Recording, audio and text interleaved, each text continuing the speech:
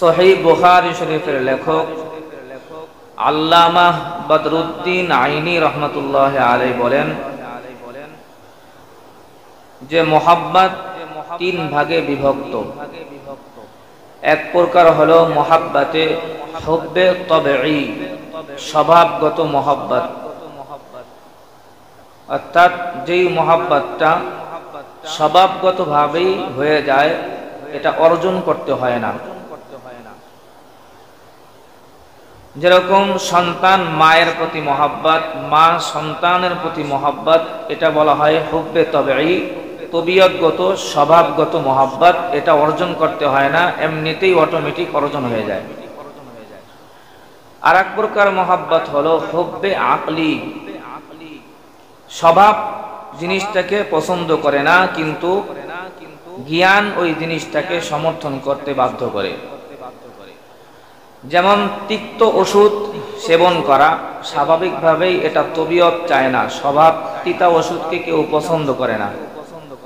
অথবা শরীরের কোনো স্থানে যদি ক্যান্সারে আক্রান্ত হয়, কোনো সময় অস্ত্রোপচার করা লাগে, কেটে ফেলা লাগে অঙ্গটা, স্বভাবগতভাবেই মানুষের তবিয়ত এটা চায় না যে তার অঙ্গহানি হোক, অঙ্গ কেটে দেওয়া হোক, অথবা তিক্ত ওষুধ সেবন করানো হোক, এটা কেউ পছন্দ করে না স্বভাবগতভাবেই। কিন্তু তারপরেও মানুষ রাজি হয়ে যায় অঙ্গটা কাটার জন্য, তারপরেও মানুষ রাজি হয়ে যায় তিক্ত ওষুধ সেবন করার জন্য। কারণ তার আকল, যদিও তার স্বভাব চাহিদার বিপক্ষে এটা, কিন্তু তার আকল আর জ্ঞান বলে যে এটার মধ্যেই তোমার কল্যাণ নিহিত। এই তিক্ত ওষুধ খাইলেই তুমি অসুখ থেকে পরিত্রাণ পাবা, আর যদি অস্ত্রোপচার করো ক্যান্সারের, তাহলে তুমি এমন একটা সুস্থতার রাস্তা দেখতে পাইবা, অন্যথায় পুরা শরীরেই তোমার এক সময় নষ্ট হয়ে যাবে। তাই আকলের সমর্থনে পড়ে এক পর্যায়ে সে স্বভাব চাহিদার বিপক্ষে অবস্থান নিয়ে তখন সে চিকিৎসা করতে বাধ্য হয়। তাহলে এটাও এক প্রকারের মহব্বত, অর্থাৎ সে ওষুধ খাওয়াকে মহব্বত করে খাইতেছে, এটা আকলের সমর্থনে মহব্বত। আর এক প্রকার ভালোবাসা আর মহব্বত হলো হুব্বে ঈমানি, ঈমানের সমর্থনে মহব্বত।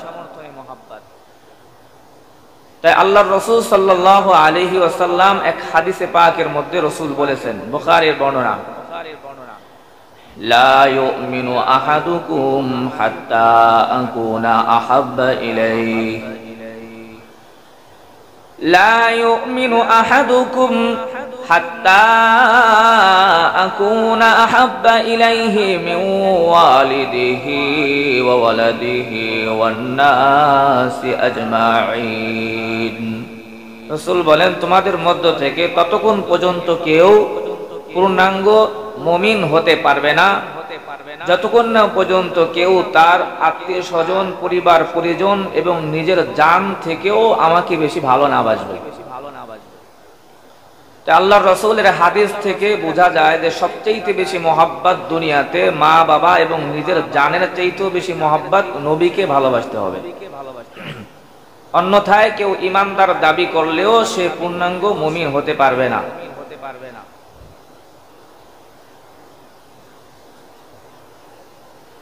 এ কারণেই আল্লামা ইকবাল বলেছেন, ইশকে রাসূলে খুদা, इश्क़ रसूल खुदा जिस दिल में हासिल नहीं, लाखों मोमिन हो मगर ईमान में कामिल नहीं, लाखों मोमिन हो मगर ईमान में कामिल नहीं।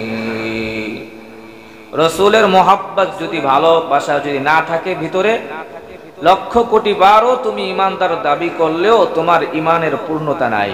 আল্লামা ইকবাল বলেছেন। আর আল্লাহর রাসূল তো হাদিসে পাকের মধ্যে জানায়া দিলেন যে পূর্ণাঙ্গ ঈমানদার হতে হলে নিজের জান মাল আত্মীয় স্বজন পরিবার পরিজন থেকে আমাকে বেশি ভালোবাসতে হবে। আর আল্লাহ তাআলা আয়াতের মধ্যে বলেছেন, কুল ইন কানা আবাউকুম ওয়া আবনাউকুম ওয়া ইখওয়ানুকুম ওয়া আযওয়াজুকুম ওয়া আশীরাতুকুম ওয়া আমওয়ালুন ইকতারাফতুমুহা ওয়া তিজারাতুন তাখশাউনা কাসাদাহা ওয়া মাসাকিন তারদাউনাহা আহাব্বা ইলাইকুম মিনাল্লাহি ওয়া রাসূলি। যত তোমাদের স্ত্রী পরিবার পরিজন আত্মীয় স্বজন ভাই বেরাদার স্ত্রী যা কিছু আছে তোমাদের ব্যবসা প্রতিষ্ঠান যা কিছু আছে সবচেয়ে বেশি ভালোবাসা রাসূলের প্রতি হইতে হবে। আল্লাহ তাআলা আয়াতের মধ্যে বলে দিয়েছেন। তাহলে মহাব্বত তিন প্রকারে বিভক্ত হইল, আকলের সমর্থনে, তবিয়তগত স্বভাবগত মহাব্বত, আর একটা হলো ঈমানি মহাব্বত। এখন রাসূলের প্রতি কোন মহাব্বতটা থাকতে হবে? উলামায়ে কেরাম বলেন, যেহেতু আল্লাহ তাআলা আল্লাহর রাসূল বলেছেন তোমাদের মধ্য থেকে কেউ তার নিজের জান পরিবার পরিজনের চাইতে বেশি মহাব্বত আমাকে না করবে, অর্থাৎ পরিবার পরিজনের মহাব্বতকে, নিজের মহাব্বতকে, জানের মহাব্বতকে যেহেতু রাসূলের মহাব্বতের উপর আতফ করা হয়েছে, এ কারণে মাতুফ আর মাতুফ আলাইহির বিধান হলো একই, অর্থাৎ স্ত্রী পরিবার পরিজনের প্রতি মহাব্বত যেভাবে স্বভাবগতভাবে হয়ে যায়, তাই এর উপরে যেহেতু রাসূলের মহাব্বতকে আতফ করা হয়েছে, তাই রাসূলের প্রতি মহাব্বতটাও স্বভাবগতভাবে হইতে হবে। কিন্তু কোন কোন উলামায়ে কেরাম বলেন না, লা ইউকাল্লিফুল্লাহু নাফসান ইল্লা উসআহা, আল্লাহ তাআলা বান্দার সাধ্যের বাহিরে কোনো কাজ তার উপর চাপায়া দেয় না। সন্তানের প্রতি মহাব্বতটা তবিয়তগত স্বভাবগত হয়, রাসূলের প্রতি নাও হইতে পারে। আগে তো রাসূলকে জানতে হবে, চিনতে হবে, তারপর না তার প্রতি মহাব্বত হবে। এই কারণে তারা বলেন যে না, এখানে তবিয়তগত মহাব্বত না, বরং আকল এবং হুব্বে ঈমানি, ঈমানের সমর্থনে রাসূলকে মহাব্বত করতে হবে। এই কারণে মহাব্বতের যত বস্তু রয়েছে, যত বস্তু মহাব্বতের রয়েছে, জ্ঞানীগণ বলেন এই সকল বস্তুই আল্লাহর রাসূলের মধ্যে আল্লাহ তাআলা বিদ্যমান রেখেছেন। মহাব্বতের যত কারণ থাকতে পারে সব কারণেই আল্লাহর রাসূলের মধ্যে আল্লাহ তাআলা রেখে দিয়েছেন। তাই কোন দিক বিবেচনা করলেও মহাব্বত পাওয়ার পাত্র রাসূল কোন দিক থেকেই কম নাই, সকল দিক থেকে বিবেচনা করলেই তিনিই সবচেয়ে বেশি ভালোবাসার উপযুক্ত পাত্র। এ কারণে জ্ঞানীগণ বলেন যে মানুষ মানুষকে চার কারণে ভালোবাসে, একজন মানুষ আর একজন মানুষকে চারটি কারণে ভালোবাসে। এক নম্বর হলো জামাল, সৌন্দর্যের মায়ায় পড়ে, সুন্দরের মোহে পড়ে সে তাকে ভালোবাসে। দুই নম্বর হলো কামাল, দেখতে সুন্দর না হলেও কিন্তু তার কিছু গুণের কারণে মানুষ তাকে ভালোবাসে। তিন নম্বর হলো করাবাহ, আত্মীয়তার সম্পর্কের কারণে মানুষ মানুষকে ভালোবাসে। চার নম্বর হলো ইহসান, একজনের প্রতি একজনের কিছু ইহসান অনুগ্রহ যদি থাকে তাহলে অটোমেটিক ওই মানুষটা ইহসানের বদলা দিতে গিয়ে সারা জীবন তাকে ভালোবাসে। তাহলে মানুষ মানুষকে কয়টি কারণে ভালোবাসে বলেন দেখি? চারটি কারণে। এক নম্বর জামাল, সুন্দর। দুই নম্বর কামাল, সুন্দর নাই কিন্তু ভালো গুণ আছে। তিন নম্বর করাবা, আত্মীয়তার সম্পর্কের কারণে ভালোবাসে। চার নম্বর হলো ইহসান, একজনের প্রতি একজনের মায়া দয়া অনুগ্রহ থাকার কারণে সে তাকে ভালোবাসে। এই চারটা কারণের বাইরে মানুষ মানুষকে ভালোবাসে না, এই চারটা কারণেই একজন আরেকজনকে ভালোবাসে। এবার আসি প্রথমে জামালের দৃষ্টিকোণ থেকে যদি কেউ কাউকে ভালোবাসতে চায় তাহলে বলেন না, সৌন্দর্যের দৃষ্টিকোণ থেকে যদি কেউ কাউকে ভালোবাসতে চায় তাহলে সবচেয়ে বেশি ভালোবাসা পাওয়ার উপযুক্ত কে দেখি বলেন? বলেন কে? জোরে বলেন কে? কারণ আল্লাহর রাসূলের সৌন্দর্য নিয়ে আলোচনা ইতিপূর্বে আমরা করেছি, সৌন্দর্যের আলোচনা শুনছেন তো। এবার বলেন তো, সুন্দরের দৃষ্টিকোণ থেকে যদি কেউ কাউকে ভালোবাসতে চায়, শুধু সুন্দরের দৃষ্টিকোণ থেকে, তাহলে সবচেয়ে পৃথিবীতে ভালোবাসা পাওয়ার উপযুক্ত কে? কারণ তার মতো সুন্দর আল্লাহ তাআলা দুনিয়াতেও বানান নাই, আখিরাতেও বানান নাই, জান্নাতেও বানান নাই। সুবহানাল্লাহ বলেন। যেহেতু সৌন্দর্যের আলোচনা আমরা গত সপ্তাহে করেছিলাম রাসূলের সৌন্দর্য নিয়ে, এই কারণে এই অনওয়ান এই বিষয়ের উপর আলোচনা করব না। দুই নম্বর আসি কামাল, সুন্দর না থাকুক কিন্তু কিছু কি আছে? গুণ আছে। এখন বলেন, পৃথিবীতে আল্লাহ তাআলা আদম থেকে শুরু করে ঈসা নবী পর্যন্ত সকল নবীদেরকে আল্লাহ তাআলা যত গুণ দান করেছেন, সব গুণের চাইতে এককভাবে সকল গুণ আল্লাহ তাআলা তার রাসূলকে দান করেছেন। তাহলে গুণের বিবেচনায়, গুণের দৃষ্টিকোণ থেকে যদি কেউ কাউকে ভালোবাসতে চায়, সবচেয়ে ভালোবাসা পাওয়ার উপযুক্ত কে দেখি জোরে বলেন? এই ক্ষেত্রেও ভালোবাসা পাওয়ার উপযুক্ত কে? আল্লাহ রাসূল সাল্লাল্লাহু আলাইহি সাল্লাম। কারণ বালাগাল উলা বিকামালিহি, আল্লাহ তাআলা তার পূর্ণতা এত দান করেছেন, সুউচ্চ শিখরে তিনি নিজ মহিমায়। বালাগাল উলা বিকামালিহি কাশাফাতু জাবি জামালিহি হাসনাত জামিউ খিসালিহি সাল্লু আলাইহি ওয়া আলিহি। শেখ সাদি বলেন, সুউচ্চ শিখরে তিনি নিজ মহিমায় সুউচ্চ শিখরে তিনি নিজ মহিমায়, কাটিল তিমির রাশি তার রূপের আভায়। সুউচ্চ শিখরে তিনি নিজ মহিমায়, কাটিল তিমির রাশি তার রূপের আভায়। চরিত্র মাধুরী তার অতি মনোরম, চরিত্র মাধুরী তার অতি মনোরম, তার তরে ও তার বংশে তরে পর দুরুদ সালাম। সুবহানাল্লাহ। আল্লামা শেখ সাদী বলেন, সুউচ্চ শিখরে তিনি নিজ মহিমায়, কাটিল তিমির রাশি তার রূপের আভায়। চরিত্র মাধুরী তার অতি মনোরম, তার তরে ও তার বংশ তরে পর দুরুদ সালাম। তাই সুতরাং কামাল গুণের দৃষ্টিকোণ থেকে যদি কেউ বিবেচনা করে, তা আল্লাহ তাআলা সব প্রকারের গুণ রাসূলের মধ্যে দিয়ে দিয়েছেন।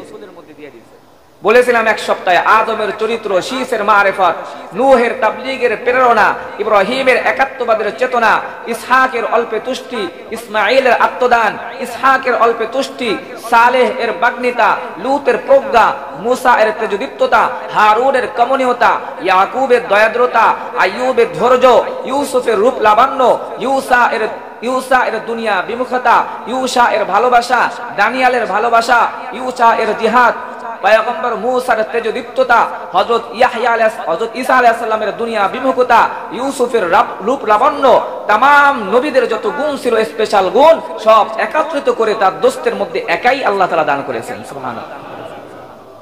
এই কারণে যদি গুণের দৃষ্টিকোণ থেকে পৃথিবীতে কেউ কাউকে ভালোবাসতে চায়, সবচেয়ে ভালোবাসা পাওয়ার উপযুক্ত কে? দেখি বলেন।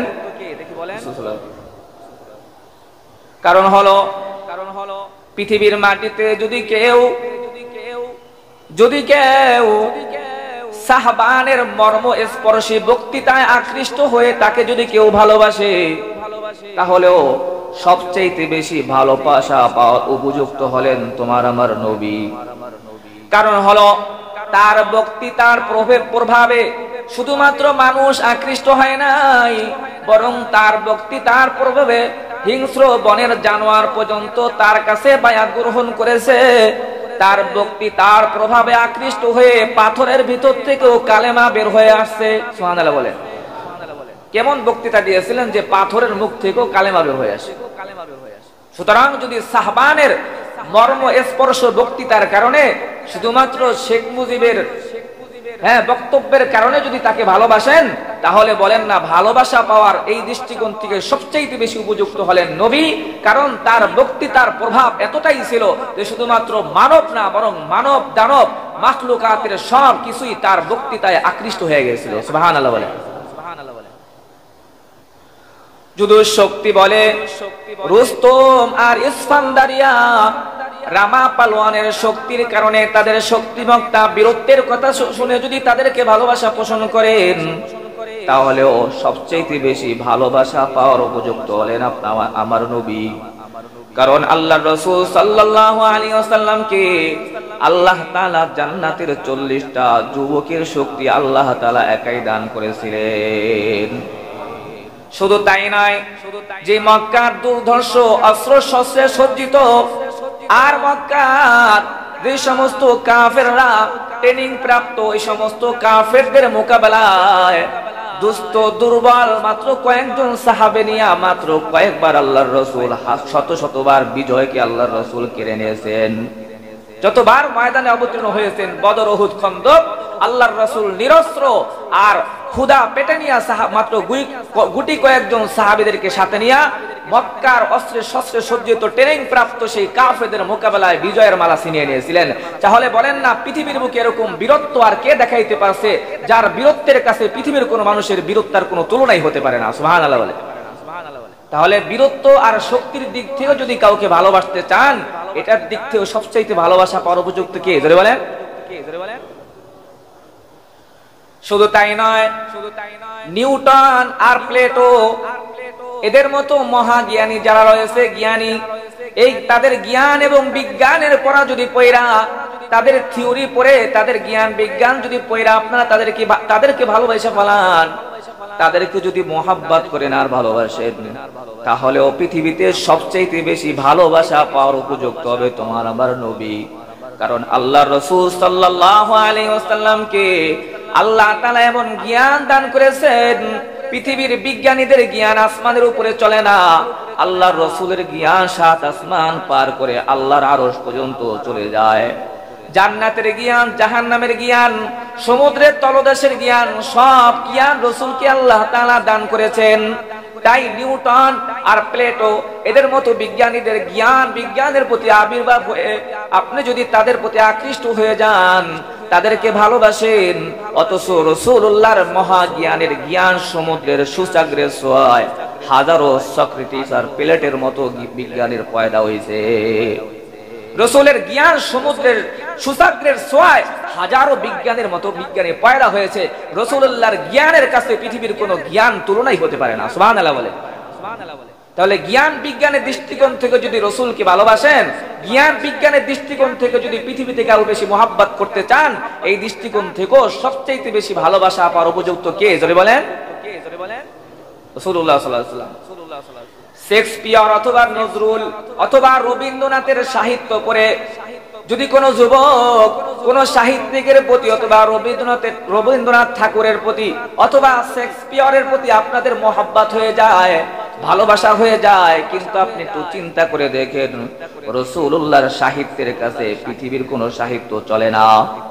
রাসূলের সাহিত্য সম্বলিত কোরআন, এই কোরআনের একটা আয়াতের সামনে পৃথিবীর সব সাহিত্যিকরা মাথা নত করেছে। একটা আয়াতের প্রমাণ, একটা আয়াতের সমকক্ষ কোন সাহিত্য পৃথিবীর কোন সাহিত্যিক উপস্থাপন করতে সক্ষম হয় না, কিয়ামত পর্যন্ত হবেও না। সুবহানাল্লাহ বলেন। কোরআনের একটা আয়াতের সাহিত্যের মোকাবেলা পৃথিবীর সব সাহিত্যিক বসায় দিলে পারবে? জোরে বলেন। তাই সাহিত্যিকের কারণে কেউ যদি শেক্সপিয়ার অথবা রবীন্দ্রনাথ ঠাকুর অথবা নজরুলের প্রতি ভালোবাসা পোষণ করে, তারপরেও সবচেয়ে বেশি ভালোবাসা পাওয়ার উপযুক্ত হবে তোমার আমার নবী। কারণ রাসূলুল্লাহর এক সাহিত্যের কিতাবের একটা আয়াতের সামনে পৃথিবীর সব সাহিত্যিকরা কিয়ামত পর্যন্ত তারা অক্ষমতা প্রকাশ করেছে। সুবহানাল্লাহ বলে।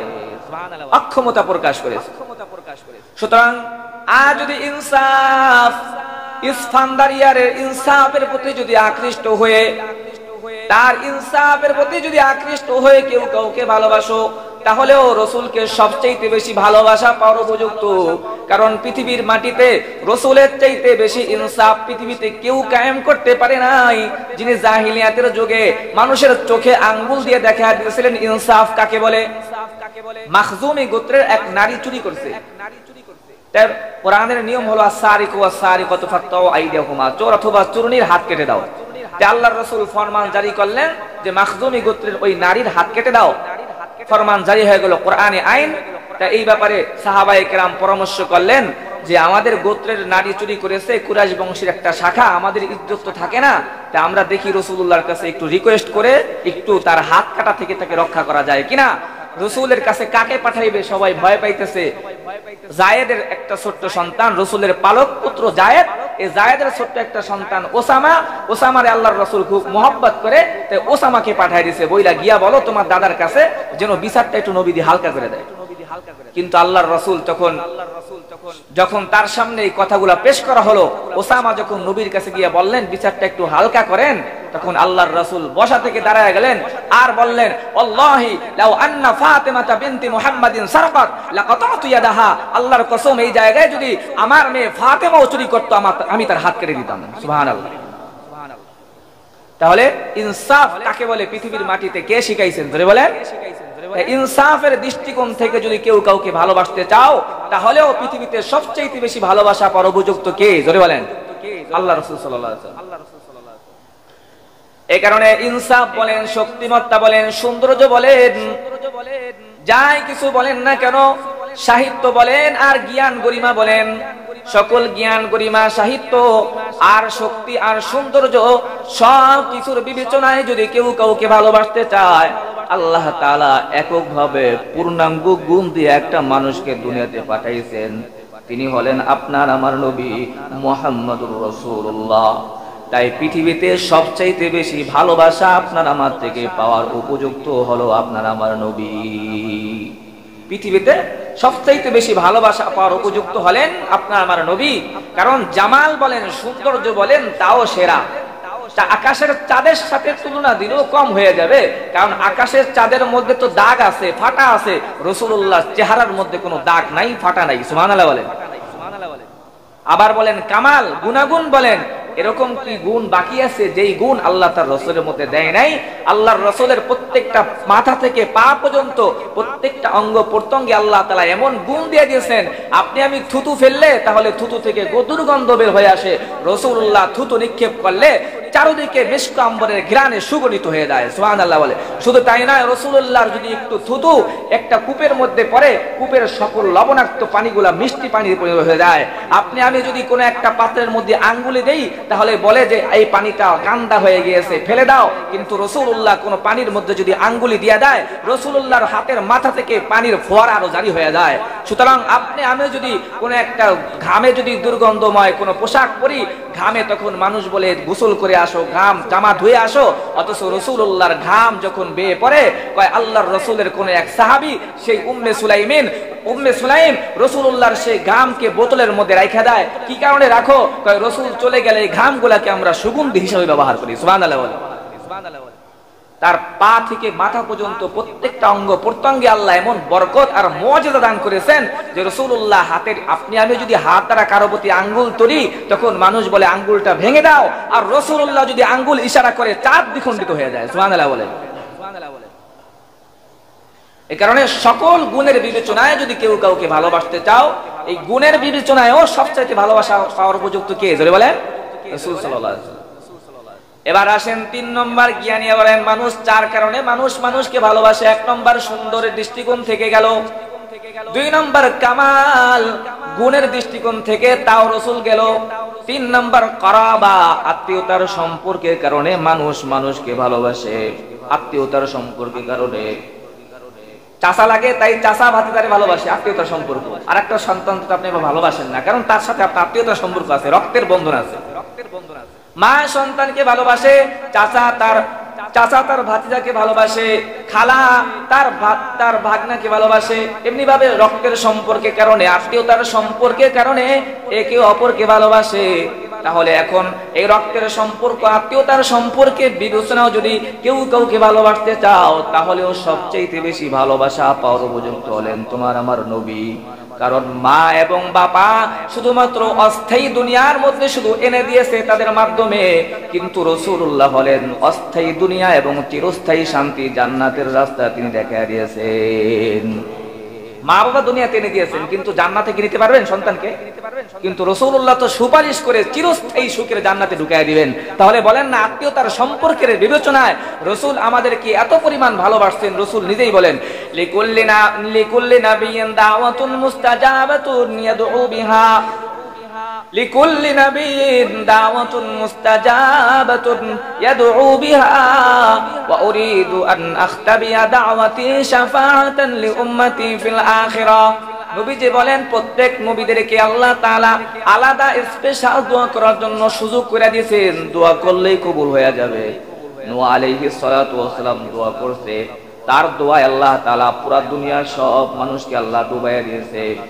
মুসা আলাইহিস সালাম তার উম্মতের বিপক্ষে বদদুয়া করেছে, রব্বানা তমিস আলা আমওয়ালিহিম ওয়াশদুদ আলা কুলুবিহিম। মুসা আলাইহিস সালাম বদদুয়া করেছে, ঈসা আলাইহিস সালাম দোয়া করেছে, বদদুয়া করেছে। নূহ আলাইহিস সালাতু ওয়াস সালাম তার সেই স্পেশাল দোয়াকে কাজে লাগায়া বদদুয়া করেছে। কিন্তু রাসূল বলেন আল্লাহ তাআলা আমাকেও বদদুয়া করার জন্য একটা সুযোগ আল্লাহ আমাকে দিয়েছিল, কিন্তু আমি এই সুযোগটা রাইখা দিছি, দুনিয়াতে করি নাই। কাল কিয়ামতের ময়দানে আমার গুনাহগার উম্মতের জন্য সেই সুযোগটা আমি নিয়ে নিব, আর আল্লাহর কাছে দোয়া কইরা আমার উম্মতকে আমি জান্নাতে পৌঁছে দিব। সুবহানাল্লাহ। আর এক হাদিসে রাসূল বলেন, ইন্নামা আনা লাকুম বিমানজিলাতিল ওয়ালাদ, আমি তোমাদের জন্য পিতার সমপর্যায়। সুবহানাল্লাহ বলেন। রাসূল নিজেই বলেন সরাসরি হাদিস, ইন্নামা আনা লাকুম বিমানজিলাতিল ওয়ালাদ, আমি তোমাদের জন্য পিতার সমপর্যায়ে। পিতা যেরকম সন্তানের প্রতি যেরকম যত্নশীল আর মায়া মহব্বত করে, আমিও পিতার চাইতে তোমাদের প্রতি বেশি যত্নশীল এবং মায়া। আল্লাহর রাসূল একথাও বলেছেন, যদি কেউ মারা যাওয়ার পর তার ঋণ থেকে যায় আর সেই ঋণ পরিশোধ করার মতো কোনো মানুষ না থাকে, আমার কাছে আইসো, আমি তার জিম্মা নিয়ে তার ঋণ পরিশোধ করে দিব। সুবহানাল্লাহ বলেন। আমি এমন বাপ। সুবহানাল্লাহ বলবেন না? ইন্নামা আনা লাকুম বিমানজিলাতিল ওয়ালাদ। শুধু কি তাই রাসূল বলেছেন তাই না, কোরআনের আয়াত থেকে আল্লাহ তাআলা কি বলেন দেখেন, আল্লাহ নিজেই বলেন আন-নাবিয়্যু আওলা বিল মুমিনিনা মিন আনফুসিহিম, আন-নাবিয়্যু আওলা বিল মুমিনিনা মিন আনফুসিহিম। আল্লাহ রাসূল যা বলেছে তা তো কমই বলেছে, আল্লাহ তাআলা এর চাইতে আরো বাড়ায়া বলছে। সুবহানাল্লাহ বলবেন না? যে রাসূল তোমাদের কেমন আত্মীয় একটু চিন্তা করে দেখো। আন-নাবিয়্যু আওলা বিল মুমিনিনা মিন আনফুসিহিম, মুমিনরা তার জানকে, নিজের জানকে যতটুকু ভালোবাসে রাসূল তার চাইতে বেশি তাকে বেশি ভালোবাসে। সুবহানাল্লাহ বলেন। এই কারণে আল্লাহ বলেন মুমিনের কাছে তার জানের চাইতে রাসূল আরো বেশি নিকটবর্তী। তার জান সে নিয়ন্ত্রণ করতে পারবে না, জাহান্নামে সে নিজে সুপারিশ করে জান্নাতে যেতে পারবে না, কিন্তু আল্লাহর রাসূল সাল্লাল্লাহু আলাইহি ওয়াসাল্লাম সুপারিশের মাধ্যমে তাকে জান্নাতে নিতে পারবেন। তাহলে নিজের জানের চাইতেও আল্লাহর রাসূল আমার জানের প্রতি বেশি কি ভালোবাসেন। এই কারণে বলেন না আত্মীয়তার বিবেচনায় কারাবা, জ্ঞানীগণ বলেছেন চারটা কারণে মানুষ ভালোবাসে। 3 নম্বর হলো আত্মীয়তার বিবেচনায়, রক্তের সম্পর্ক। আত্মীয়তার বিবেচনায় এখন বলুন, যদি কেউ কাউকে ভালোবাসতে চায় তাহলে সর্বাধিক ভালোবাসা পাওয়ার উপযুক্ত কে? জোরে বলেন। কারণ রাসূল কি আমাদের নিকট আত্মীয় না দূরের আত্মীয়? জোরে বলেন। কেমন আত্মীয়? আমার জানের চাইতে বেশি নিকটবর্তী, আল্লাহ কোরআনে বলেন। 4 নাম্বার হলো ইহসান। মানুষ মানুষকে 4টা কারণে ভালোবাসে, তার 4র্থ নম্বর প্রকার হলো ইহসান। একজন আরেকজনের প্রতি দয়া দেখাইছে। কোন একজন কোন একটা বিপদের সম্মুখীন হয়েছে, তখন এক ভাই পাশে গিয়া তার পাশে দাঁড়াইছে, তাকে একটু হেল্প করেছে। এই যে ইহসান, দয়া, এই দয়াটা সে চিরদিন ভোলে না, সব সময় সে তার কাছে কৃতজ্ঞ থাকে। তাহলে আল্লাহর রাসূল আমাদের প্রতি কত বড় ইহসান করেন, আল্লাহ কোরআনে বলেন লাকাদ মান্নাল্লাহু আলাল মুমিনিন, লাকাদ মান্নাল্লাহু আলাল মুমিনিনা ইদ বা'আসা ফীহিম রাসূলা। আল্লাহ তাআলা তোমাদের প্রতি সবচেয়ে বড় অনুগ্রহ হলো আল্লাহ তাআলা তোমাদের মধ্যে সত্য রাস্তা দেখানোর জন্য একটা নবী তোমাদের মধ্যে প্রেরণ করেছেন। সুবহানাল্লাহ বলেন। আগের জামানার উম্মতের জন্য মসজিদ ছাড়া বাইরে নামাজ পড়া জায়েজ হইতো না, অথচ নবীদের কারণে আল্লাহ তাআলা এমন দয়া করেছেন সব যে কোনো জায়গায় নামাজ হয়ে যাবে।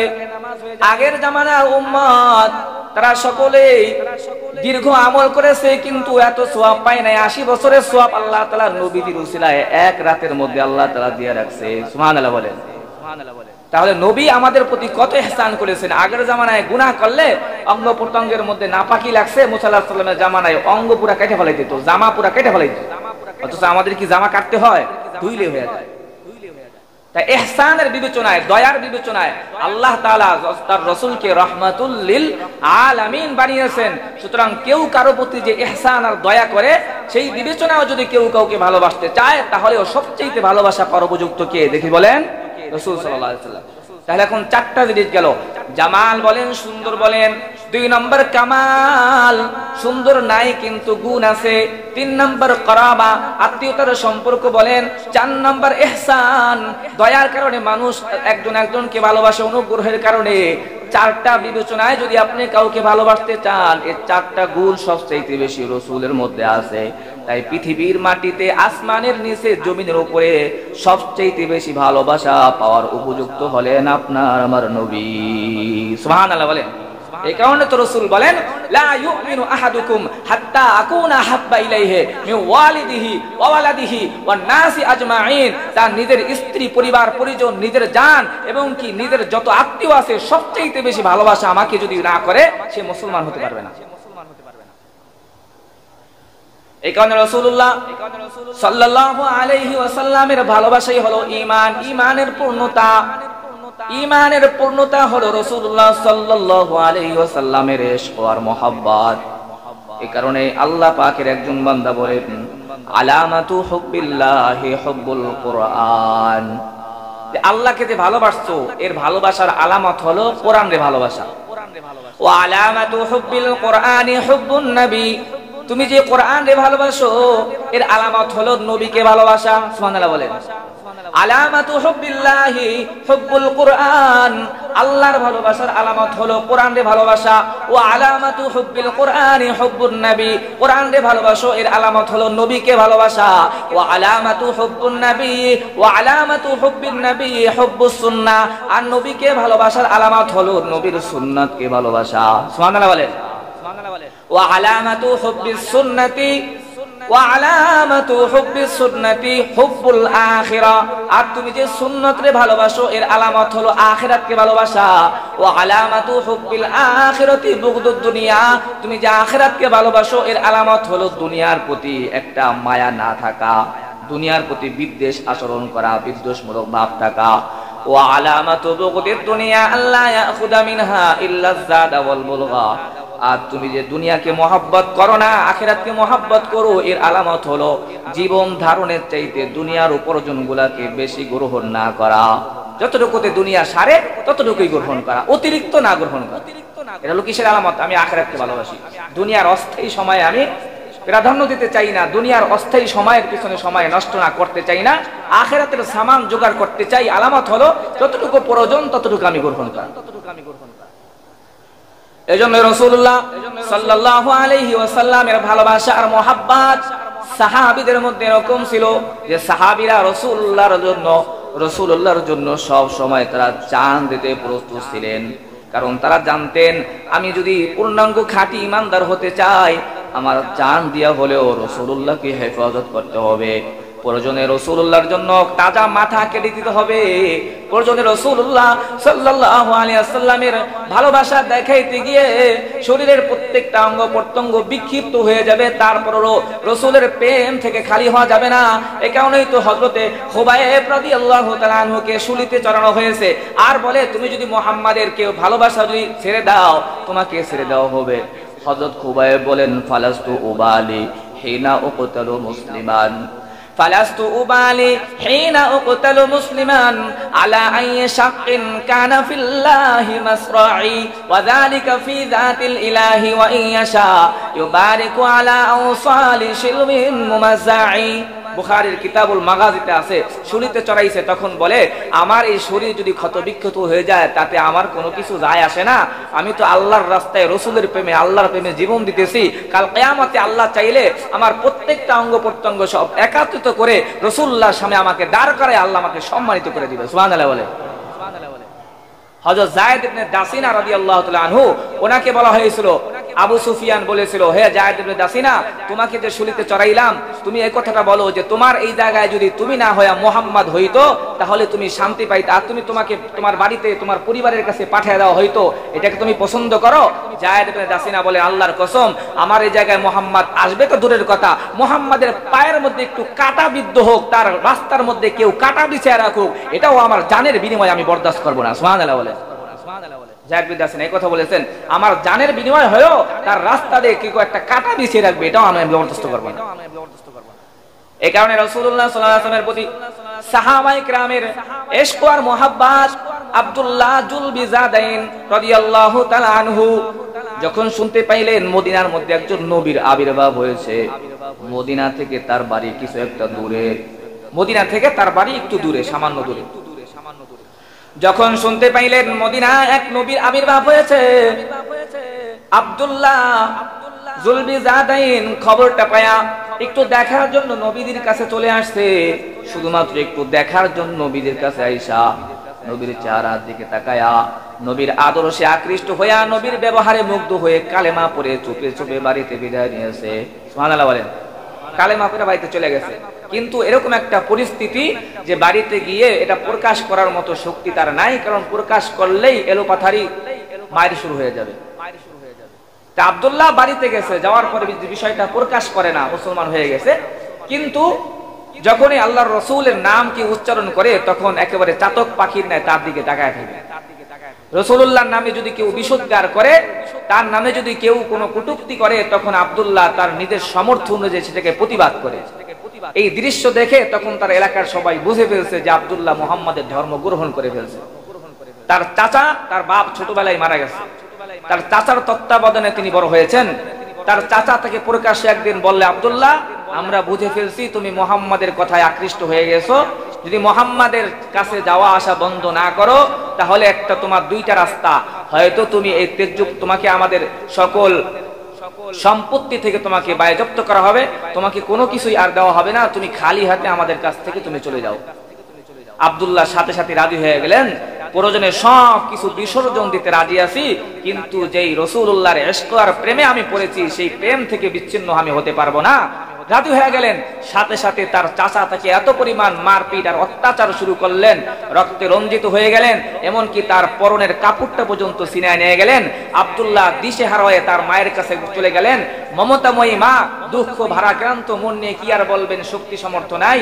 মা তখন ঘরের ভিতর থেকে একটা চাদর ফিকে মারলেন। আব্দুল্লাহ চাদরটাকে টুকরো করে 2 টুকরা একটা শরীরে পড়লেন আর একটা তার সতর ঢেকে এবার তিনি আব্দুল্লাহ রাসূলুল্লাহর দিকে রওনা দিলেন। সুবহানাল্লাহ বলেন। এই কারণেই তাকে বলা হয় জুলবি জাদাইন, 2 টুকরা চাদর ওয়ালা। চাদর যেহেতু 2 টুকরা করেছেন, এখন উপাধি হয়ে গেছে। আব্দুল্লাহ জুলবি জাদাইন রওনা দিয়েছেন। রাতভর দিনভর হাঁটতে হাঁটতে, দিনভর হাঁটতে হাঁটতে রাত্রির বেলায় শেষ প্রহরে ফজরের সময় সুবহে সাদিকের পরে রাসূলুল্লাহর সামনে গিয়ে উপস্থিত হয়েছে। সুবহানাল্লাহ বলেন। আল্লাহর রাসূল সাল্লাল্লাহু আলাইহি ওয়াসাল্লামের কাছে দুঃখ ভারাক্রান্ত সব মন খুলে সব কিছু বলার পরে কয়, ইয়া রাসূলুল্লাহ, আমি আমার সব কিছু ছেড়ে আপনার প্রেমে আত্মহারা হয়ে আপনার কাছে চলে আসছি। আল্লাহর রাসূল সাল্লাল্লাহু আলাইহি ওয়াসাল্লাম বুকের মধ্যে টেনে নিলেন। টেনে নিয়ে আল্লাহর রাসূল সাল্লাল্লাহু আলাইহি ওয়াসাল্লাম আহলে সুফফাদের মাঝে বসায়া দিলেন আর বললেন, তোমরা আব্দুল্লাহ সব কিছু ছেড়ে আমার কাছে এসে পড়েছে, আব্দুল্লাহকে তোমরা সবাই দেখে শুনে রাখো। মাঝে মাঝে তার মধ্যে এরকম ওয়াজদ আসতো যে নামাজের মধ্যে চিৎকার দিয়ে উঠতেন, মসজিদের গেটের মধ্যে বসে বসে মাঝে মাঝে এত জোরে চিৎকার মারতেন। ওমর রাদিয়াল্লাহু তাআলা বলতো, ইয়া রাসূলুল্লাহ, আমি কিন্তু এরকম মারবো, কারণ সে এরকম করে কেন মসজিদের মধ্যে? আল্লাহর রাসূল বলেন, ওমর খবরদার, আমার আব্দুল্লাহকে কোনো কিছু বলবা না, সব কিছু ছেড়ে দিয়ে আমার জন্য পাগল পারা হয়ে সে আমার কাছে আসছে। সুবহানাল্লাহ বলে। আল্লাহ রাসূল সাল্লাল্লাহু আলাইহি ওয়াসাল্লাম দেখাশোনা করতেছেন। কোন এক যুদ্ধে চলে গেছেন, আব্দুল্লাহ রাসূলের সাথে গেছেন যুদ্ধে। কিন্তু যুদ্ধে যাওয়ার আগেই প্রতিমধ্যে আব্দুল্লাহ জ্বরে আক্রান্ত হয়ে গেছেন, একেবারে মুমূর্ষু অবস্থায় মৃত্যু শয্যায় শায়িত। আল্লাহর রাসূল দেখার জন্য আবু বকর আর ওমরকে নিয়ে দেখার জন্য গেলেন। গিয়ে আল্লাহর রাসূল দেখলেন একেবারে অন্তিম মুহূর্ত, শেষ মুহূর্ত চলে যাবে। আল্লাহর রাসূল সাল্লাল্লাহু আলাইহি ওয়াসাল্লাম বললেন, আব্দুল্লাহকে আমার উরুর মধ্যে শোয়া দাও। আল্লাহর রাসূল তাকে শোয়া দিলেন আর আল্লাহর রাসূল তার চেহারার দিকে তাকিয়ে আছিলেন। আব্দুল্লাহ আল্লাহর রাসূলের চেহারার দিকে তাকানো অবস্থায় দুনিয়া থেকে বিদায় নিলেন। এমন সৌভাগ্যবান সাহাবী আর একটাও নাই। আব্দুল্লাহ এমন একজন সৌভাগ্যবান সাহাবী, রাসূলুল্লাহর চেহারার দিকে তাকানো অবস্থায় তার অন্তিম মুহূর্ত, তার জীবনটা বের হয়ে গেছে। সুবহানাল্লাহ বলেন। আল্লাহর রাসূল খুব কষ্ট পাইলেন। আল্লাহর রাসূল কান্না করতে লাগলেন। কান্না করতে করতে এক সময় বলে, আবু বকর, ওমর, তোমরা দুইজনে গোসল করাও, তোমরা দুইজনে আমার আব্দুল্লাহকে আমার কাছে নিয়ে আসো। আল্লাহর রাসূল কবর খনন করার পর কবরে কে নামবে? রাসূল বলেন, আব্দুল্লাহর কোনো ওয়ারিস নাই, আমি আব্দুল্লাহর ওয়ারিস, আমাকে কবরের মধ্যে নামায় দাও। রাসূল কবরের মধ্যে নেমে বললেন, আদনিয়া ইলাইয়া আখাকুম, তোমাদের ভাইকে আমার হাতে উঠায়া দাও, আগায়া দাও, তোমাদের ভাইকে আমার হাতে আগায়া দাও, উঠায়া দাও। আল্লাহর রাসূল নিজ হাতে আব্দুল্লাহকে কবরের মধ্যে শোয়া দিলেন আর বললেন, আল্লাহুম্মা ইন্নী আমসাইতু রাদিয়ান আনহু ফারদি আনহু, আল্লাহ আজকে সন্ধ্যা পর্যন্ত আমি আমার আব্দুল্লাহর প্রতি রাজি ছিলাম, সন্তুষ্ট ছিলাম, তুমিও তার প্রতি রাজি হয়ে যাও। আল্লাহ তুমি তার প্রতি রাজি হয়ে যাও। আব্দুল্লাহকে যখন কবরের মধ্যে শোয়া দেওয়া হইল, হযরত আবু বকর সিদ্দিক রাদিয়াল্লাহু তাআলা আনহু সাথে সাথে ওয়াজদু আইসা পড়ল আর বলল, ইয়া লাইতানি আই লাউ কুনতু হুফরাতা, হায়রে আজকে যদি আমি আব্দুল্লাহর জায়গায় যদি আমি হইতাম, আমার কবরটা হইতো, কতই না সৌভাগ্য আমি হইতাম। রাসূলুল্লাহ নিজ হাতে তাকে শোয়া দিয়েছে। সুবহানাল্লাহ বলে। ইয়া লাইতানি কুনতু সাহিবাল হুফরা, আজ যদি আজকে এই কবরের অধিবাসী যদি আমি হইতে পারতাম, রাসূলুল্লাহ নিজ হাতে আমার দাফন হইতো। সুবহানাল্লাহ বলেন না। রাসূলুল্লাহর জন্য সব কিছু তিনি ছেড়ে দিয়েছেন। শুধু তাই না, ওই যে কাপড় চোপড় সব ছেড়ে দিয়ে রাসূলুল্লাহর প্রেমে আয়েশা পড়ছেন। আর আল্লাহর রাসূল কবরে নামানোর সময় বলে, আব্দুল্লাহর কোনো কাপড় নাই, আমার শরীরের চাদরটাই তাকে দিয়া দিলাম। সুবহানাল্লাহ বলেন। যেই ব্যক্তি রাসূলুল্লাহর প্রেমে পয়রা চাদর ছাইরা দিয়া রাসূলুল্লাহ দরবারে আসছে, সরকারে কায়নাতের চাদরখানায় সে হাদিয়া পাইছে। সুবহানাল্লাহ বলাই, রাসূলের হাদিয়াই আবার সেই চাদরখানা পেয়ে গেছে। এই কারণে আল্লাহর রাসূল সাল্লাল্লাহু আলাইহি ওয়াসাল্লামের ইশক এবং মুহাব্বত তাদের মধ্যে এরকম ছিল যে আপনারা জানেন এখনো পর্যন্ত মাঝে মাঝে বিভিন্ন জায়গায় রাসূলুল্লাহর শানে অনেক কটূক্তি করা হয়, বিভিন্ন রাষ্ট্র থেকে কটূক্তি করা হয়। সুতরাং কোন ঈমানদার যদি এরকম হয় রাসূলুল্লাহকে গালি দেওয়া হয় অথচ তার হৃদয়ের মধ্যে যাররা পরিমাণ কোনো অনুভূতি জাগ্রত হয় না, কষ্ট লাগে না, তাহলে সে কি ঈমানদার? জোরে বলেন, সে কি ঈমানদার? আরে ভাই, কুকুরের মধ্যে রাসূলুল্লাহ সাল্লাল্লাহু আলাইহি ওয়াসাল্লামের ভালোবাসা আছে। ঘটনা বলে শেষ করতেছি। তাতারিদের ফিতনা, তাতারি ফিতনা নাম শুনছেন? রাসূলুল্লাহ সাল্লাল্লাহু আলাইহি ওয়াসাল্লামের প্রতি তাদের মহব্বত এবং ভালোবাসা এবং আদব কতটুকু ছিল যে আদবের কারণে রাসূলুল্লাহর প্রতি এতটাই আদব ছিল যে তাদের যে একজন প্রশ্ন করলো, আব্বাস তুমি বড় নাকি রাসূল বড়? আব্বাসকে প্রশ্ন করা হয়েছে, তুমি বড় না রাসূল বড়? অথচ বয়সে কে বড়? আব্বাস আল্লাহ রাসূল থেকে বয়সে বড়। আব্বাস রাদিয়াল্লাহু তাআলা রাসূল থেকে বয়সে বড়, কিন্তু জিজ্ঞাসা করা হয়েছে তুমি বড় না রাসূল বড়? কয় আমি বয়সের দৃষ্টিকোণ থেকে আমি মুহাম্মাদের আগে আসছি, কিন্তু মুহাম্মদ আমার থেকে অনেক গুণ বেশি বড়। সুবহানাল্লাহ বলেন। উত্তরটা তো দিতে পারতেন আমি বড়, সেটা না বলে আনা আসান্নু মিনকুম ওয়া হুয়া আকবারু মিন্নি, আমি বয়সের দিক থেকে বড় কিন্তু তিনি আমার থেকে সব দিক থেকে বড়। সুবহানাল্লাহ বলেন। কত সুন্দর আদব তাদের মধ্যে ছিল। সাহাবায়ে কেরামকে আল্লাহ রাসূল আয়াত নাযিল করেছেন, লা তারফাউ আসওয়াতাকুম ফাওকা সাউতিন নাবিয়্যি, রাসূলের আওয়াজের উপর তোমাদের আওয়াজ যদি উঁচু হয়ে যায়, যদি বেয়াদবি করো, তাহলে হাবিদাত আমালুকুম, সব আমল বিনষ্ট হয়ে যাবে। এতটা আদব তাদের মধ্যে ছিল, কারণ আদবেই হচ্ছে জিন্দেগি। বেআদব বা নসিব, বা আদব বা নসিব, বেআদব বেনসিব। বলেন না শয়তানের জন্য জান্নাত নাই, কারণ হচ্ছে শয়তান ছিল কি ছিল? বেআদব। কি ছিল? গুনাহগারের জন্য জান্নাত আছে, গুনাহগারের জন্য কি আছে? আদম আলাইহিস সালাম ভুল করছে, আল্লাহ তাআলা ক্ষমা করছে না, সে বেয়াদব ছিল না। কি ছিল? আদব ওয়ালা ছিল, ক্ষমা চাইছে, আল্লাহ ক্ষমা করে দিয়েছে। কিন্তু শয়তান হচ্ছে কি? তাই বেয়াদবের জন্য জান্নাত নাই, কিন্তু গুনাহগারের জন্য কি আছে? জান্নাত কি আছে। এই কারণে একজন বলেন, আজ খোদা খা হি মে তৌফিকে আদব, বেআদব মাহরুমে গাশত আদব ফজলে রাব, লিকুল্লি শাইইন জিনাতুন ফিল ওয়ারা ওয়া জিনাতুল মারই তামামাল আদাবি, লাইসাল জামালু বিআসওয়াবি তুযাইরুনা, ইন্নাল জামালা জামালাল ইলমি ওয়াল আদাবি। শুধুমাত্র সুন্দর পোশাক পরলেই সৌন্দর্য ফুটে ওঠে না, বরং মানুষের ব্যবহারে সৌন্দর্য ফুটে ওঠে। ব্যবহারেই বংশের পরিচয়। ব্যবহারেই কি? আপনি কোন বংশের সেটা ব্যবহারেই বইলা দিল। যদি ব্যবহার খারাপ হয়, যত উচ্চ বংশের হোক, আপনি মানুষের কাছে প্রিয় না। ব্যবহারেই হলো বংশের কি পরিচয়। সুতরাং আদবের ক্ষেত্রে সব ক্ষেত্রে কিন্তু আদব আছে। আপনি এখন মনে করেন প্লেট এক প্লেট ভাত নিয়ে এরপরে হালিম মার্কেট দিয়ে হাঁটতেছেন আর খাইতেছেন, বলেন না এটা কি আদব না আদবের বরখেলাপ? আদবের কি? টিস্যু একটা নিয়ে এরপরে আপনি মার্কেটের সামনে দিয়ে হাঁটতেছেন, এটা কি আদব না আদবের বরখেলাপ? আদবের কি? বরখেলাপ, বেহায়া, বেআদব। আর যারা বেহায়া হয় তারা বেআদব হয়, যারা বেহায়া হয় তারা কি হয়? বেআদব হয়। এই কারণে টিস্যু একটা নিয়ে ঠিকই আপনি এখানে ঘুরতে পারবেন, ঠিক আছে, না জায়েজের কিছু না, কিন্তু এটা কি? বেআদব। এটা কি? আদবের শিষ্টাচার বহির্ভূত, এটা শিষ্টাচার বহির্ভূত। সব ক্ষেত্রেই আদব আছে। কিতাব যে পড়বো, কিতাব পড়ার ক্ষেত্রেও একটা আদব আছে, আছে না নাই? জোরে বলেন, আছে না? একটা হাদিসের, আমি একটা কি হাদিসের কিতাব পড়তেছি অথবা কোরআন শরীফ পড়তেছি, আমি পায়ের উপর রেখে কি পড়তে পারবো? পড়তে পারবো, কারণ এখানে কি আছে? আদব আছে। উরুর উপর রেখা পড়তে পারবো না। ঠিক তেমনি ভাবে আল্লামা আনোয়ার শাহ কাশ্মীর রহমতুল্লাহ বলেন, ওনাকে জিজ্ঞেস করা হয়েছে তুমি এত বড় আলেম কিভাবে হয়েছে? উনি বলছেন আমি আদবের দিকে লক্ষ্য করেছি। কি আদব? কয় আমি কিতাবের প্রতিও আদব রক্ষা করেছি। কিভাবে? কয় যেরকম হাদিসের কিতাব থেকে তাফসীরের কিতাবের মান বড়, ঠিক না? হাদিসের কিতাব থেকে তাফসীরের কিতাবের মান কি? বেশি। আবার হাদিসের কিতাব থেকে ফিকহের কিতাবের দাম একটু কি? কম। তো যখন আমি কিতাব সাজায় রাখতাম, তখন হাদিসের কিতাবকে মাঝখানে রাখতাম, ফিকহের কিতাবকে নিচে রাখতাম, আর যে তাফসীরের কিতাব আছে ওটাকে সকলের উপরে রাখতাম। সুবহানাল্লাহ বলেন। এই ক্ষেত্রেও আদব রক্ষা করে। স্যার আমরা তো সব আলিয়া জেলা রেখে দিই, কোরআন শরীফ নিচে, তার উপরে থাকে কি? অন্য কিতাব। অথচ এই ক্ষেত্রেও আদব রক্ষা করেছে। লিকুল্লিশ, প্রত্যেকটা ক্ষেত্রে আদব আছে না নাই? জোরে বলেন। মসজিদে ঢোকার ক্ষেত্রে আদব আছে না নাই? কিভাবে ঢুকতে হবে? হ্যাঁ, ডান পা দিয়ে কেটে হইব, দোয়া পড়ে আবার ইতিকাফের নিয়ত করে কেটে হইব। কয়জন ইতিকাফের নিয়ত করে মসজিদে ঢুকেন বলেন তো দেখি? যখন আপনি মসজিদে কোনো দুনিয়াবি অনর্থক কোনো কথা বলেন, তখন কি বলে জানেন ফেরেশতারা? উসকুত ইয়া আব্দুল্লাহ, হে আল্লাহর বান্দা চুপ করো। আবার যখন কথা বলে কয় উসকুত ইয়া ওয়ালি আল্লাহ, হে আল্লাহর ওলি চুপ করো।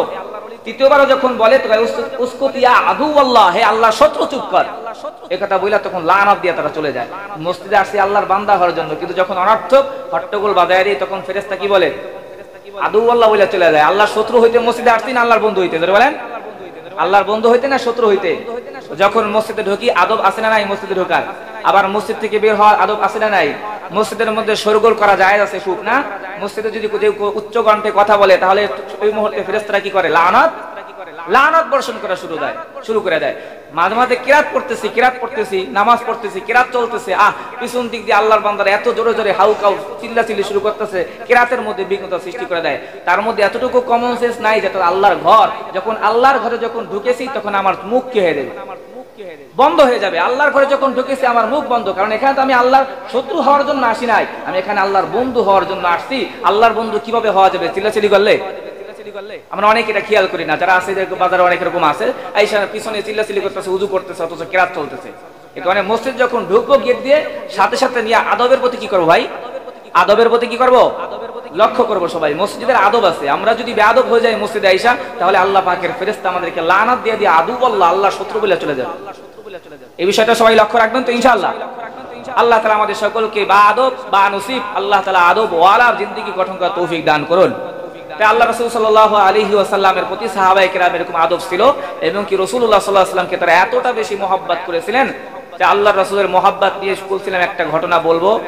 তাতারি ফিতনা, কোন ফিতনা শেষ করতেছি মাত্র কয়েক মিনিটের মধ্যে। তাতারি ফিতনা, তাতারির ইতিহাস আপনারা পড়ে থাকবেন। আল্লামা ইবনু আসির যখন তাতারিদের ইতিহাস লিখতে গেছেন, তখন তার কলম থেকে এই কথা বের হয়ে আসছে, তার চোখ দিয়ে পানি বের হয়েছে, আর বলছে হায় আমার মা যদি আমাকে জন্ম না দিত, কিয়ামতের আগে যদি আমি দুনিয়াতে না আসতাম, আমাকে যদি মানুষ ভুলে যাইতো, মুসলমানদের এই বিপর্যয়ের কাহিনী, মুসলমানদের দুঃখ ভরা কাহিনী আমার কলম আমি কিভাবে লিখবো, যে মুসলমানদের উপর এত পরিমাণ অত্যাচার আদম আলাইহিস সালাতু ওয়াস সালামের সৃষ্টির পর থেকে আজও পর্যন্ত পৃথিবী এত অত্যাচার দেখেও নাই, এবং মুসলমানদের উপর এত পরিমাণ স্টিম অত্যাচার চালানো হয়েছে, মুসলমানদেরকে হত্যা করা হয়েছে, এই হত্যাকাণ্ড আজও দেখে নাই, কিয়ামত পর্যন্ত মহাপ্রলয়ের আগে কেউ এই হত্যাকাণ্ড দেখবেও না। তাতারিরা মুসলমানদের, মোগলরা মুসলমানদের উপর এত পরিমাণ অত্যাচার করেছিল যে হিরাত শহরের মধ্যে 1 লক্ষ মানুষ মুসলমান বসবাস করত, 1 লক্ষ মানুষের মধ্য থেকে সব মানুষ হত্যা করছে, মাত্র 40 জন মানুষ লুকায় তারা বেঁচে ছিল। চিন্তা করে দেখুন কি পরিমাণ তারা অত্যাচার করেছিল। মুসলমানদের রাজধানী তখন ছিল কুফা, ইরাকের মধ্যে মুসলমানদের রাজধানী ছিল। সেই ইরাকের রাজধানীর দারুল হিকমা, বিশাল বড় লাইব্রেরি ছিল, লাইব্রেরিকে তারা ধ্বংস করে দিয়েছে। লাইব্রেরিতে কোটি কোটি টাকার কিতাব ছিল, পৃথিবীর সব প্রান্ত প্রান্ত থেকে মানুষ আইসা সেই জায়গার মধ্যে কিতাব অধ্যয়ন করত। সেই কিতাবগুলোকে তারা দজলা নদীর মধ্যে ফালায় দিয়েছে, যেই কিতাবের কারণে, যেই কিতাবের কালির পৃষ্ঠার কারণে দজলা নদীর পুরাটা পানি একবারে কালো হয়ে গেছে। কেউ কেউ বলেন, ইতিহাস বলেন যে তারা সেই কিতাব দিয়ে তারা নদী পারাপার করার জন্য পুল বানিয়েছিল। কত পরিমাণ কিতাব ছিল চিন্তা করেন। সেই তাতারি ফিতনা, সেই তাতারিরা মুসলমানদের উপরে এরকম অত্যাচার এবং হত্যাযজ্ঞ চালিয়েছে। তাতারিরা শেষ পর্যন্ত আল্লাহ তাআলা মুসলমানদেরকে কিভাবে বিজয় দান করেছিলেন দেখেন, যে তাতারিরা সবাই ঐক্যবদ্ধ হয়ে তারা কোনো নির্দিষ্ট কোনো ধর্মের অনুসারী ছিল না। ওই মুহূর্তে খ্রিস্টানরা তাতারিদেরকে দাওয়াত দিতে শুরু করলো যে তোমরা আসো খ্রিস্টান হয়ে যাও, তোমরা আসো খ্রিস্টান হয়ে যাও। তাতারি দাওয়াত দিতে শুরু করলো। এক পর্যায়ে তাতারিরা 40,000 তাতারি, এই মোগল, এরা সবাই রাজি হয়ে গেল, হ্যাঁ আমরা খ্রিস্টান হব, একটা স্টেজ সাজাও, স্টেজের মধ্যে একটা বিশাল বড় আয়োজন করা হোক, ওই আয়োজনের মাধ্যমে আনুষ্ঠানিকভাবে আমরা সবাই খ্রিস্টান হয়ে দেব। সবাই দাওয়াত দিয়ে যখন সাকসেস হয়ে গেল, তখন ওই মুহূর্তে একজন তাতারিদের বড় খ্রিস্টান, যাকে ধর্মযাজক বলা হয়, ধর্মযোদ্ধা যাকে বলা হয়, খ্রিস্টান যাকে ক্রুশিত বলা হয়, এই ক্রুশের ধর্মযোদ্ধা, খ্রিস্টান ধর্মযোদ্ধা ওই মঞ্চের মধ্যে দাঁড়ায় বক্তব্য দিতে শুরু করলো। বক্তব্য দিতে এক পর্যায়ে মুসলমানদেরকে নিয়ে কটাক্ষ করতে শুরু করলো। খ্রিস্টান যেহেতু বানাবে, মুসলমানদের বিপক্ষে কটাক্ষ করতে শুরু করলো।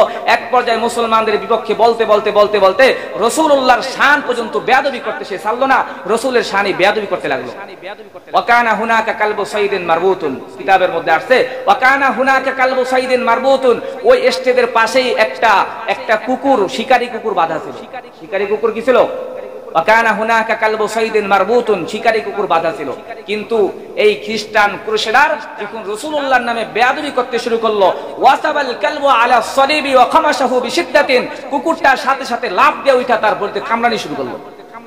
তার শরীরের মধ্যে এত জোরে কামড়ানি শুরু করলো, ফা খালাসুহু মিনহু বা'দা জুহদিন, অনেক চেষ্টা করার পরে মানুষজন তাকে ছাড়াই নিল। অনেক চেষ্টা করার পর এবার এক ব্যক্তি, ওই উপস্থিত জনতার মধ্যে থেকে এক ব্যক্তি বলল, ওয়াকালা বা'যুন, এক ব্যক্তি বলে উঠলো, হাদা বিকালামিকা বি হাক্কি মুহাম্মাদিন সাল্লাল্লাহু আলাইহি ওয়াসাল্লাম, আমার নিশ্চিত বিশ্বাস যে তোমাকে কুকুর কামড়াইছে এই কারণে মুহাম্মাদের শানে তুমি বেয়াদবি করেছো, এই কারণে কুকুর তোমাকে কামড়াইছে।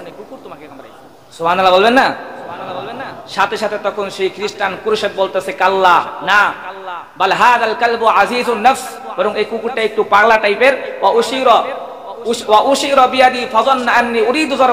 আমি যখন হাত এদিক সেদিক নাড়ানো করতেছিলাম বক্তৃতার সময়, তখন কুকুরটা মনে করছো আর আমি মনে হয় মারার আদেশ দিছি, তাই পাগলার মতো এসে আমাকে কামড় দিছে। কেমন তোর চালাক, কেমন চতুর দেখেন। এই ঘটনাকে ধামাচাপা দেওয়ার জন্য সে বলতেছে কুকুরটা না বুঝে আমাকে কামড় দিছে, বুঝতে পারে নাই, মনে করছে মারবো।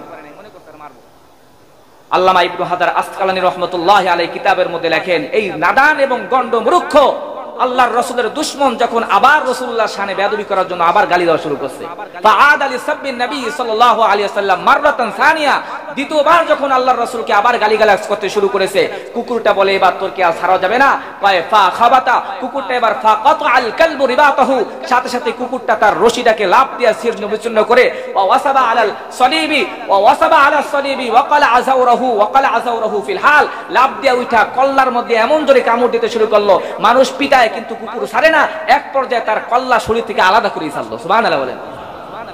এবার আলাদা করে দিল, কল্লা আলাদা করে দিল, আলাদা করে দেওয়ার এই যে তারা খ্রিস্টান হওয়ার জন্য আসছে, বিষয়টা তারা দেখছে না? জোরে বলেন, সবাই দেখছে না? আল্লামা ইবনু হাজার আসকালী রাহমাতুল্লাহ আলাইহি তার কিতাবের মধ্যে বলেন ফাইন্দাহা আসলামা নাহু 40,000 মিনাল মুগল। এই দৃশ্য দেখা যারা খ্রিস্টান হওয়ার জন্য বাড়ি থেকে আসছিল, এই খ্রিস্টানরা সবাই আল্লাহর রাসূলের ইজ্জত আর সম্মান দেখার পরে সবাই খ্রিস্টান বাদ দিয়া, তাতারিরা সব খ্রিস্টান হওয়া বাদ দিয়া এরা সবাই উম্মতে মুহাম্মাদে হয়ে যার যার বাড়িতে চলে যায়। সবাই উম্মতে মুহাম্মাদে হয়ে যার যার বাড়িতে চলে যায়। এই তাতারিরা মুসলমানদের উপরে এমন অত্যাচার করেছে, কিয়ামত পর্যন্ত এই অত্যাচার মুসলমানরা দেখবে না। কিন্তু আল্লাহ তাআলা ইসলামের মধ্যে এমন এক শক্তি রেখে দিয়েছে যে ইসলামের এই শক্তি দুর্বার গতিতে চলে যাবে, অপ্রতিরোধ্য শক্তি। ইসলামের শক্তিকে বিজয় করার জন্য কোনো মানুষের প্রয়োজন নাই। আল্লাহ এমনি এমনি কুকুর দিয়া হইল তার রাসূলের ইজ্জতকে আল্লাহ হেফাজত করে ইসলামকে আল্লাহ সারা দুনিয়া বিজয় করে দিবে ইনশাআল্লাহ। সুতরাং যদি আপনি এবং আমি যদি আল্লাহর রাসূলের শানে বেয়াদবি করবার কিছুই না বলি, তাহলে আপনি আমি কুকুরের চাইতেও বেশি খারাপ। আল্লাহ তাআলা কুকুরকেও তার রাসূলুল্লাহর ইজ্জত হেফাজত করার জন্য ব্যবহার করেছে। আর আপনি আমি যদি এরকম আল্লাহর রাসূলের ইজ্জতের সময় কথা না বলি, কুকুরের চাইতেও আপনি আমি খারাপ হিসেবে বিবেচিত হব। আল্লাহ তাআলা আমাদের সকলকে রাসূলুল্লাহর ইজ্জতে রবিউল আউয়াল মাসের সর্বশেষ আলোচনা, এরপর আমরা অন্য আলোচনায় চলে যাব। এই কারণে রাসূলুল্লাহর ইশক আর মুহাব্বতের উপর আলোচনা করে এই সপ্তাহে আলোচনা শেষ করলাম। এখান থেকে সবাই দৃঢ় প্রত্যয় গ্রহণ করি, জীবনে যতদিন বেঁচে থাকবো রাসূলুল্লাহর ইশক আর মুহাব্বত নিয়েই বেঁচে থাকবো ইনশাআল্লাহ। আল্লাহ তাআলা আমাদের সকলকে কবুল ও মঞ্জুর করুন।